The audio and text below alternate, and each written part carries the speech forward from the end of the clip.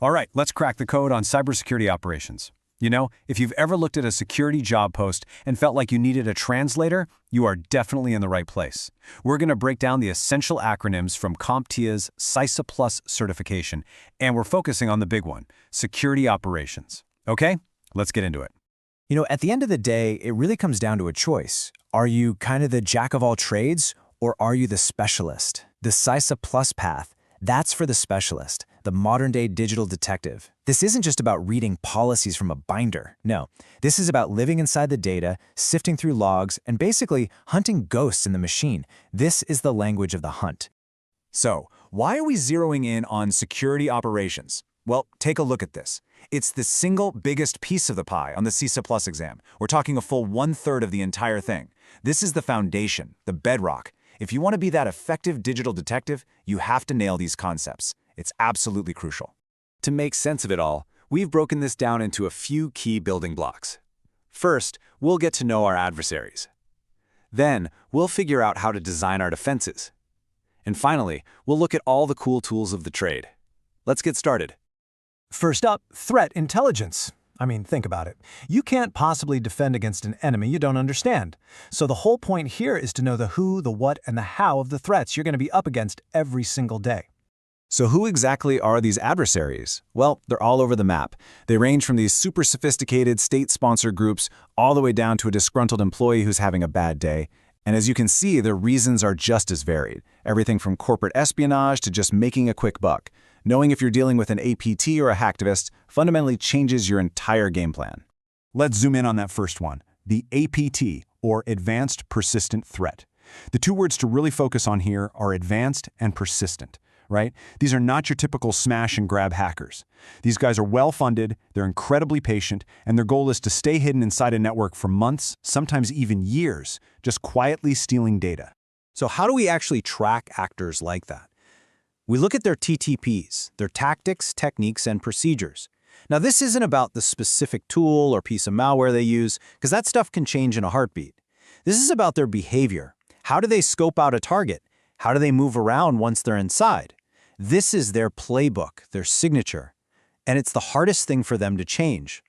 And while TTPs are the playbook, IOCs, indicators of compromise, are the clues they leave behind. Think of these like digital fingerprints at a crime scene. A malicious IP address they used, a weird domain name, the unique hash of a malware file. For a security detective, IOCs are the hard evidence that tells you something bad has definitely happened here. And where do we find all this intelligence? Well, a huge source is OSINT, or Open Source Intelligence. This is stuff that's just publicly available, social media posts, news articles, government reports.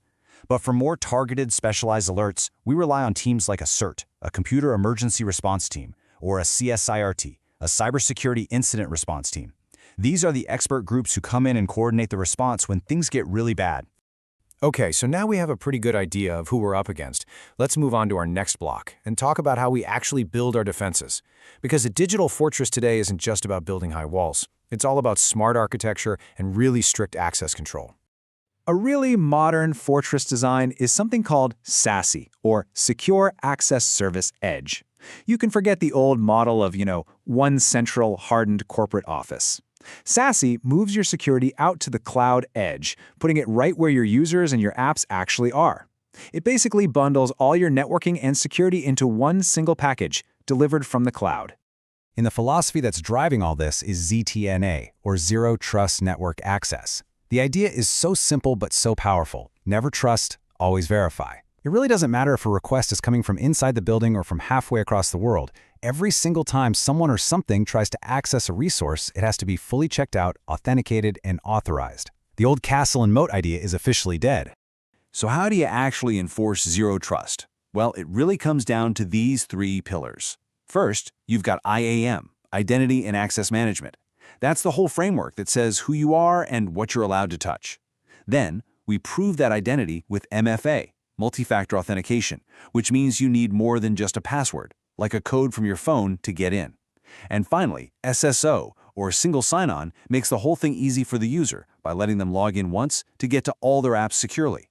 They all work together to constantly verify every single request. And for the most sensitive parts of our fortress, we have some special controls.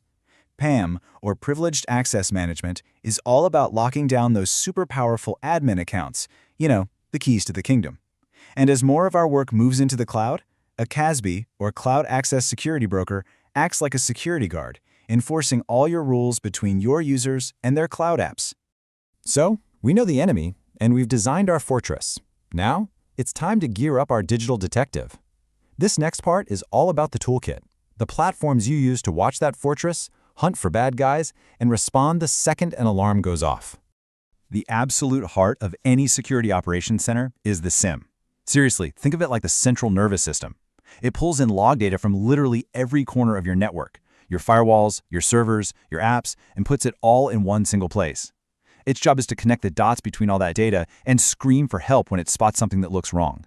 Now, if the CM is the nervous system that senses a problem, a SOAR platform is the muscle that actually reacts. This is a huge leap forward for security teams. Instead of an analyst just getting an alert from the CM, SOAR automates the first steps of the response.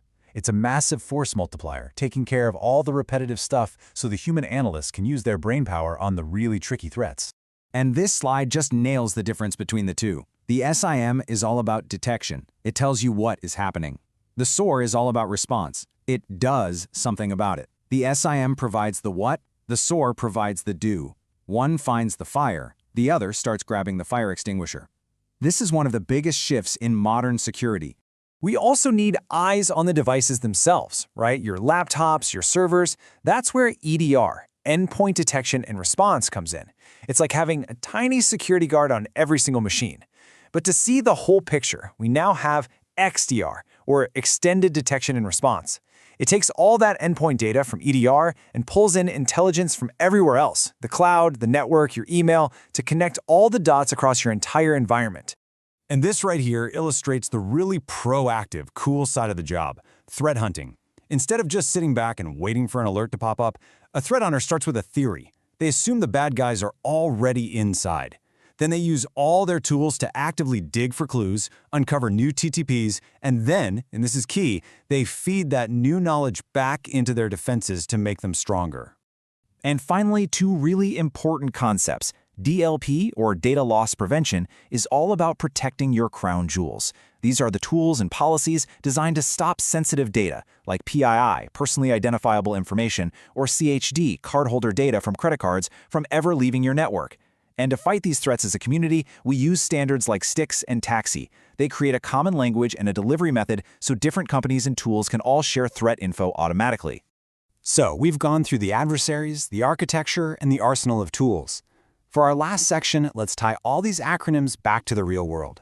Why does mastering this language actually matter for someone's career? Well, it matters because these skills are in ridiculously high demand. Just look at that number.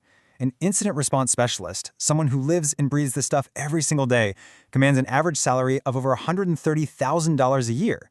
So yeah, learning this alphabet soup isn't just for a test, it's a direct path to a really valuable and rewarding career. And that brings us to our final thought for today. As security professionals, we're always in this balancing act. Is it more important to focus on building these perfect, impenetrable walls? Or should we accept that attackers will always get in and just get really, really good at hunting them down once they do? The truth is, you absolutely need both. And understanding this language, the language of security operations, is the key to doing both sides of that job well.